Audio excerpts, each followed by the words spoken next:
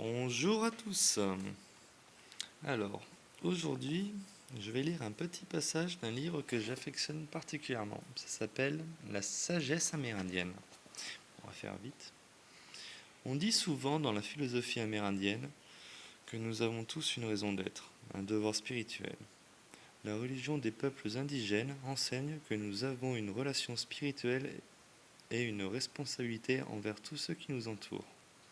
La relation spirituelle perçoit une pensée de claire intention, de communication entre les gens qui collaborent dans l'harmonie. Pour y arriver, on a entretenu depuis des générations tout un système de cérémonies et de cycles saisonniers de relations. Mes parents disent que nous sommes ici depuis plus de 133 000 ans. C'est l'âge du développement de l'esprit humain sur ce territoire. Il y a 4 créations avec celle-ci, et nous en sommes à présent à la 5e création. Au cinquième monde, la 5e création, comme le 5e ton en musique, est une occasion de passer à un autre monde. Nous pouvons à présent suivre le sentier de beauté, la voie de l'action correcte, des bonnes relations, de la claire intention. C'est le choix que nous avons à faire à la fin de ce 5e cycle. Bon, après, c'est un bouquin qui fait 300 pages, je vais pas le lire tout. C'était juste pour dire que apparemment, dans une culture, il y a une conception que l'homme, en tout cas la culture amérindienne, est vieille de 133 000 ans. Voilà. Donc si vous tous, vous croyez aux écrits de la Révolution, au fait que Voltaire n'est jamais menti, que c'est un mec bien, que les Lumières ont toujours voulu le bien du peuple, la totale, et qui croit dur comme fer dans les textes parce que c'est écrit dans des livres, moi j'ai plutôt choisi ce genre de bouquin pour y croire dur comme fer. Sachant que toutes les archives des Amérindiens, les textes écrits, ils se trouvent dans la bibliothèque du Vatican. Une fameuse bibliothèque secrète dont l'accès est interdit, enfin en tout cas on ne sait pas ce qu'il y a dans cette bibliothèque, dans ces archives. C'est bien caché en tout cas. Et les seuls bouquins par contre qui sont vraiment répandus, ce sont les livres qui nous disent que la révolution c'était pour le bien du peuple, tout ça quoi. Ouais. Et c'est en faisant ce constat que j'ai compris pourquoi dans certains endroits, des fois, il y a des tarés qui se mettent à brûler tous les livres. Pourquoi brûler un livre? Un livre, c'est la culture, c'est bien. Parce que quand les livres sont écrits par des menteurs, ça donne ce qu'on vit aujourd'hui. Ce monde est bâti sur des livres. Le monde de la République est bâti sur des livres menteurs, mensongers. Et comme les plus érudits d'entre nous se basent sur ces écrits-là, et qu'ils ont passé des vies entières, même voire des générations entières à lire les mêmes choses, à dire c'est vrai, j'y crois profondément, c'est beau, etc. Et ça crée le verrou intellectuel où ils peuvent plus s'en émanciper. C'est pour ça que je préfère la transmission orale plutôt que la transmission écrite. On m'a toujours dit c'est bien de lire, il faut lire, il faut lire, il faut lire, il faut lire. Lire nous donne un point de vue unique. Lire dirige notre vision dans une direction qui ne peut pas être changée par la critique et le raisonnement intellectuel, parce qu'on doit suivre ce que l'auteur a dit. Et force est de constater que nous sommes très peu à remettre en question ce qu'on peut lire. Bien sûr, je serai le premier à vouloir dire que Madame Diani Iwaou, qui est d'une lignée de Cherokee de Saladji, Saladji c'est le mot amérindien pour dire Cherokee, qui se dit une lignée vieille de 2700 ans. Peut-être que c'est vrai, peut-être que c'est moins vrai. En tout cas, ce qui est sûr, c'est que je préfère croire à la véracité de cette femme botoxée qui a pris des dollars en passant, plutôt que des messages qui nous tirent vers le moins bon d'entre nous. Parce que quand on s'amuse à lire tout ça, elle nous donne des principes de vie du genre On ne peut remettre une vérité qu'en cause par une vérité qui est encore plus juste pour l'ensemble. Et c'est que des beaux préceptes comme ça. Donc je sais que la vérité absolue est inaccessible pour le corps humain.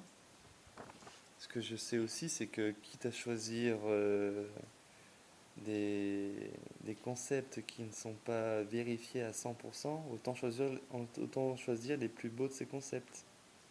Et jeter tous ceux qui, qui donnent naissance à la légitimité d'une fausse république, etc., etc., quoi. Enfin, ça, c'était un message pour tous ceux qui se disent, je lis mal, hein, c'est le livre qui m'a le plus passionné dans ma vie, et sur 260 pages, j'en ai lu 140. J'avais l'impression qu'elle réécrivait la même chose. Mais c'est le livre que j'ai le plus lu dans ma vie, pour dire à quel point je n'ai rien lu en réalité. C'est pour ça que j'ai un esprit aussi émancipé, aussi libre. Et je me sens seul à comprendre tout ça quand je vois que il y a autant de personnes qui n'aiment pas mes vidéos. J'ai entendu une phrase d'un prêtre pris dans Stupéflip qui rigole avec, qui les caricature un peu, mais bon. Le prêtre il dit: soyez heureux si on vous déteste ici-bas, car vous serez aimé dans les cieux. Voilà. Donc c'était mon petit message message de la journée. Et si vous voulez lire autre chose que les lois républicaines ou Voltaire sur l'idée des droits de l'homme, surtout des droits de l'homme blanc apparemment, ou des droits de l'homme riche surtout aussi, hein. Si vous en avez marre de croire à leurs mensonges sur liberté, égalité, fraternité, tout ça là, vous voulez un peu vous évader avec des principes, des êtres humains qui ont imaginé des philosophies qui peuvent vraiment tous nous tirer vers le haut et nous rendre heureux, et surtout être heureux que l'autre trouve le bonheur. Parce que c'est ça en réalité la philosophie qu'ils défendent les Amérindiens. Vous savez, Christophe Colomb, ils ont même fait Disneyland Buffalo Bill où ils refont encore et encore ce massacre avec le sourire et on met des chapeaux de cow-boy aux enfants. Merci Dieudonné pour la blague, c'est lui qui m'a mis ça en tête.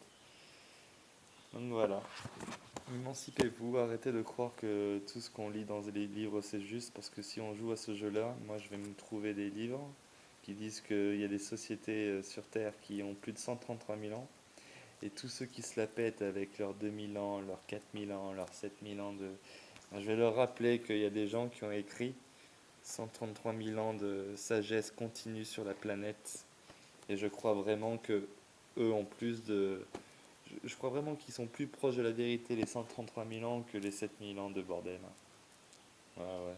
À la limite, ça pourrait être 7000 ans à partir du moment où ils ont commencé à foutre le bordel, à interdire aux gens de respecter leur culture ancestrale qui visait l'harmonie générale, et à ajouter progressivement les pièces d'or, les machins. Faut demander à monsieur Asselineau, il est super calé en histoire de la monnaie, il remonte à quelques milliers d'années, à 2 ou 3 000, à 1000 ou peut-être 2000 ans il remonte, ou à 3000 ans, je sais pas.